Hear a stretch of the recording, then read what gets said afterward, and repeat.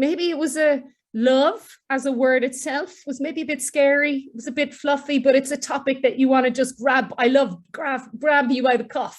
Yeah, it's exactly that. And it is one of those things where I think I've got to promote it, because I am one of those archetypal people that if somebody had said to me, even when I was talking about a lot of the attributes that make leading with love in my eyes, if somebody had said to me, oh, it sounds like leading with love, I would have instantly recoiled in horror. The fluffiness, I would have expected us singing songs in a field together, doing group hugs, things like that, which isn't my natural way of being. I'm starting to get there in my older years, though. And yeah, I think that's the thing. I've realized very recently that actually saying leading with love, it may scare some people, but when you start to break it down and talk about what we mean by that, we're not talking about Jude Law crying in a cottage love, that Hollywood version. We're talking about a deep understanding and affection for people that you're interacting with. I think people start to see what we mean by leading with love. Elena, tell us more. You were talking about actually you feel like it's leading with love as an approach has been accelerated through the pandemic. Yeah, indeed.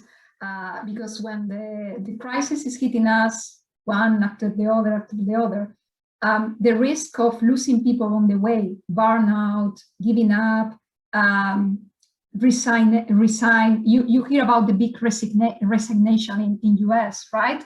This is linked with that. Of course, it's linked with to be paid in the correct level of salary, etc., but also is linked with how the company is treating you and how the company is really taking care of your needs, and not only about the company needs by itself. So what we realized very, very soon is that if we are not, as a leaders, if we are not taking care of our people and listen to them and understand that they cannot do everything, we need to protect them from burnout. We need to protect from all the things that are going on. Very, very soon we will be left alone. We will not have any team, any company to drive. That was the big realization in that moment. So we start very, very soon taking very tough calls. You know, in the companies, a lot of companies saying, no, let's make a prioritization list and let's make the tough calls. But in the reality, in the majority of times, means that, okay, we need to do that first, but on top you need to do that and that and that and that. And it's just not really a real decision, you know?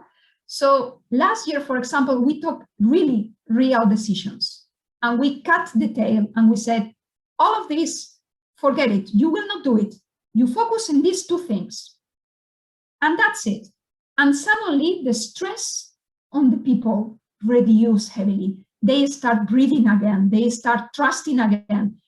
Just a data point, we have the highest engagement score ever in the toughest year ever. And that for me was the wow. I mean, wow.